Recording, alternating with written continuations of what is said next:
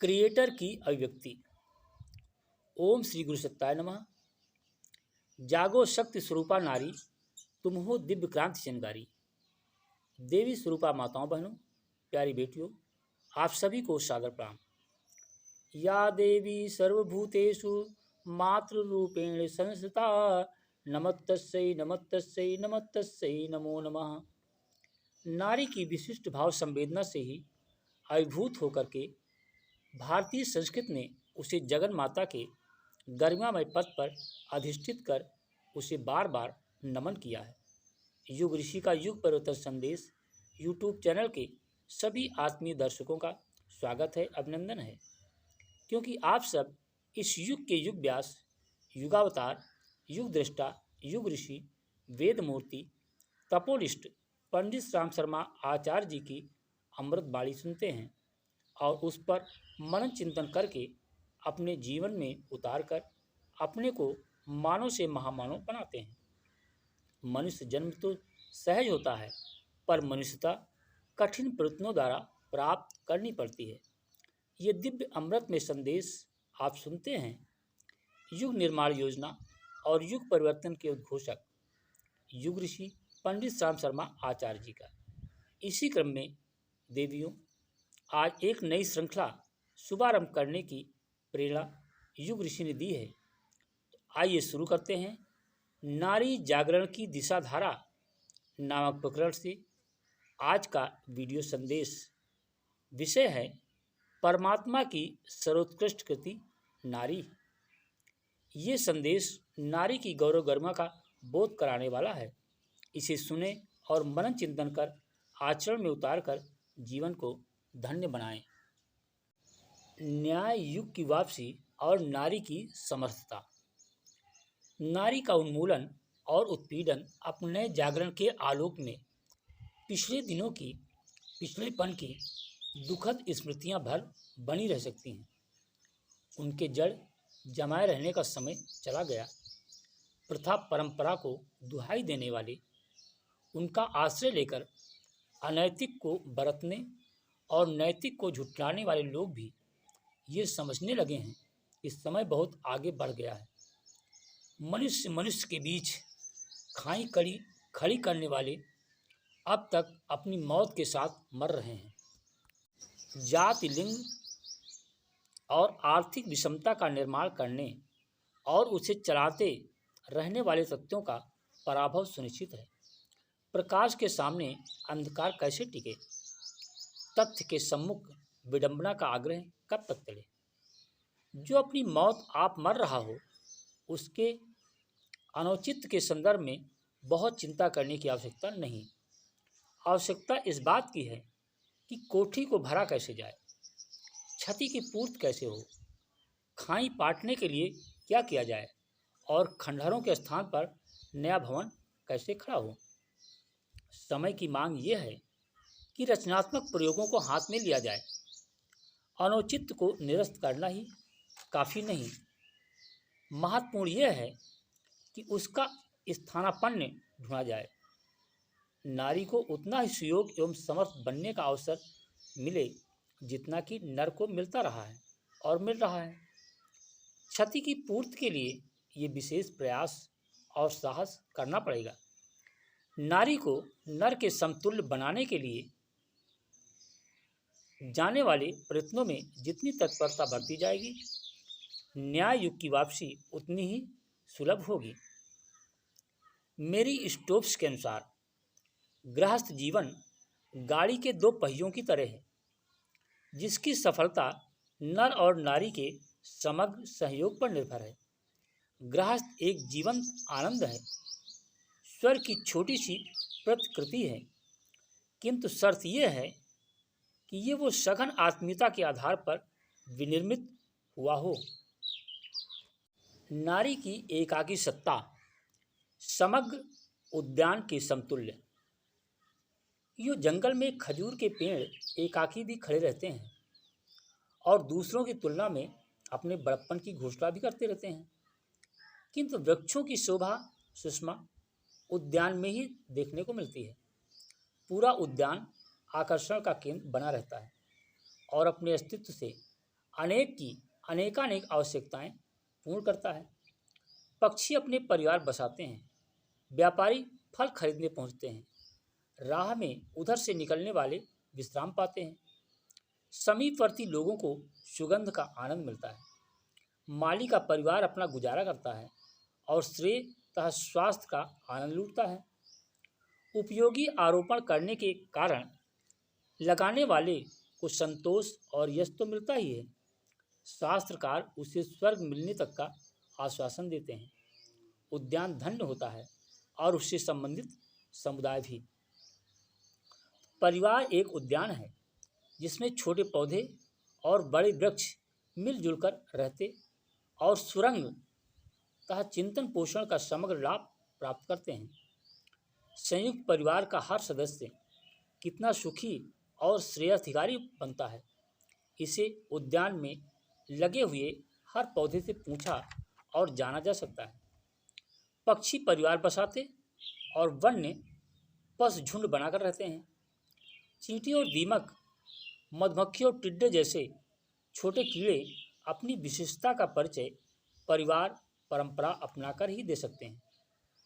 जिनने एकाकीपन अपनाया, उनने और कुछ भले ही पाया हो, वे उस आनंद से वंचित ही रह गए जो सहकारी जीवनचर्या अपनाने वालों के ही भाग्य में बदा है।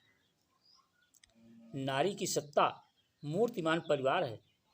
उसकी शारीरिक संरचना और मानसिक संवेदना परिवार बनाने, बसाने और बढ़ाने की ही नहीं, उसे समुन्नत सुसंस्कृत बना सकने में भी सृष्टा ने हर दृष्टि से उसे समर्थ बनाया है।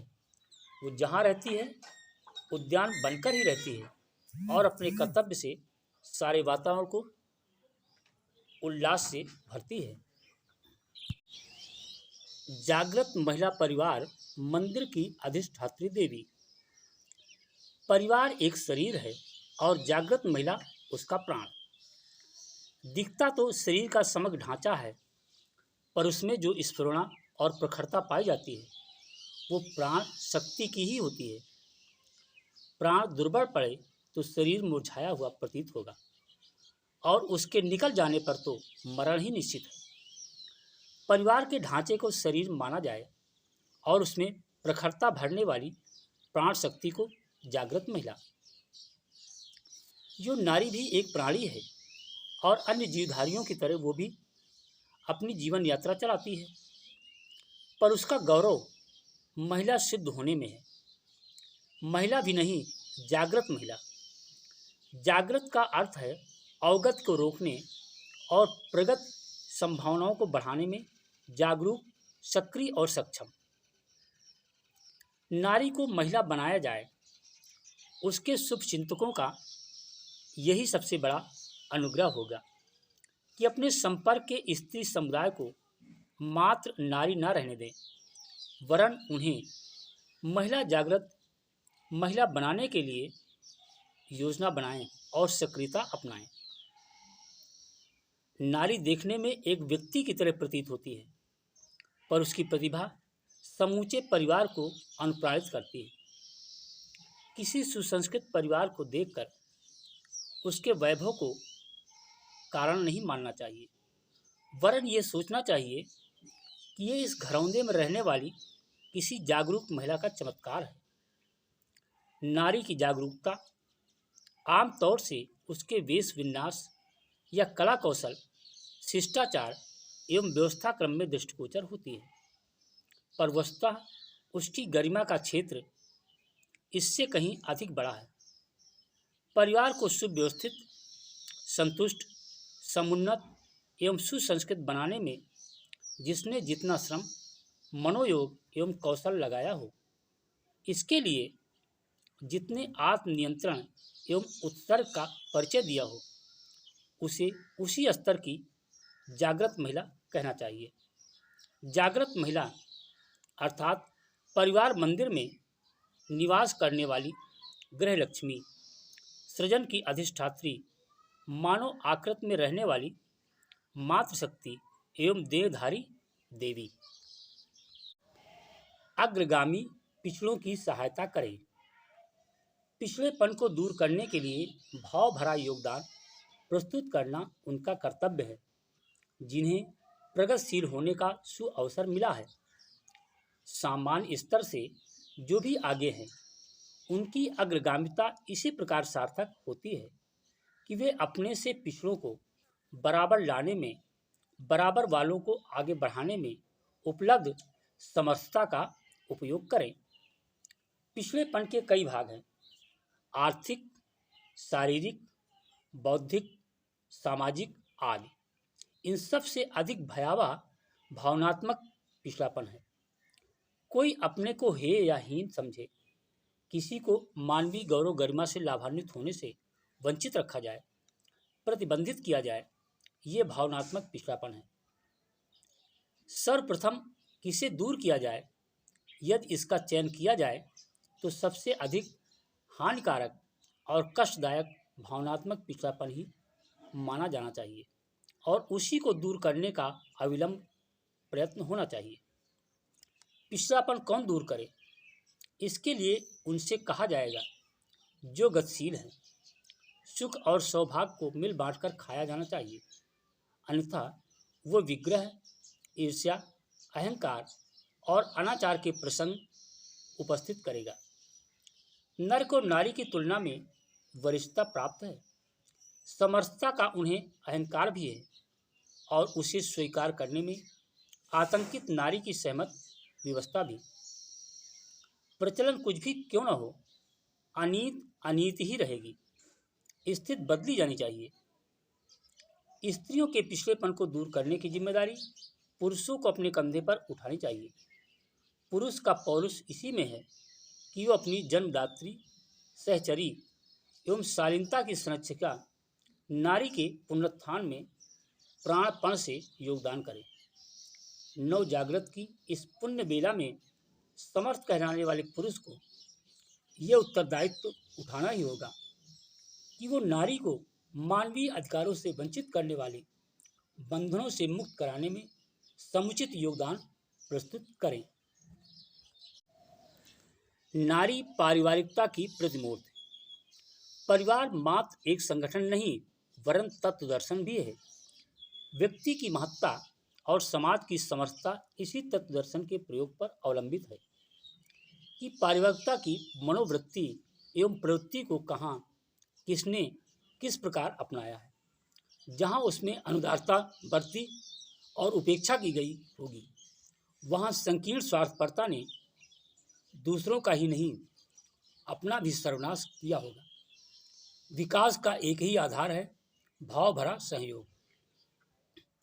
जहाँ इस सदास्यता का जितना उपयोग हो रहा होगा, वहाँ प्रगति, समृद्धि और प्रसन्नता का वातावरण उसी अनुपात में बन रहा होगा। आत्मीयता का क्षेत्र जितना ही बढ़ता है, पारस्परिक आदान प्रदान का द्वार भी उसी अनुपात में खुलता है। उदारता और सहायता की संभावना भी उसी अनुपात में बढ़ती है जितनी की आत्मीयता सघन और समर्थ बन सकी होगी। पारिवारिकता और आत्मीयता एक ही तथ्य के दो विवेचन हैं। पारिवारिकता का अभ्यास घर कुटुंब की पाठशाला से आरंभ होता है। संस्कारों की जीवन में स्थापना के लिए यही प्रयोगशाला सफल होती है। घर परिवारों में पारिवारिकता का अनुभव अभ्यास कराने के बाद ही व्यक्तित्व में उदार दृष्टिकोण और आदर्श व्यवहार पनपता है। यही है वो ध्रुव केंद्र जिस पर मानवीय प्रगति और सुख शांति को निर्भर समझा जा सकता है। नारी पारिवारिकता की मूर्तिमान प्रतिमा है।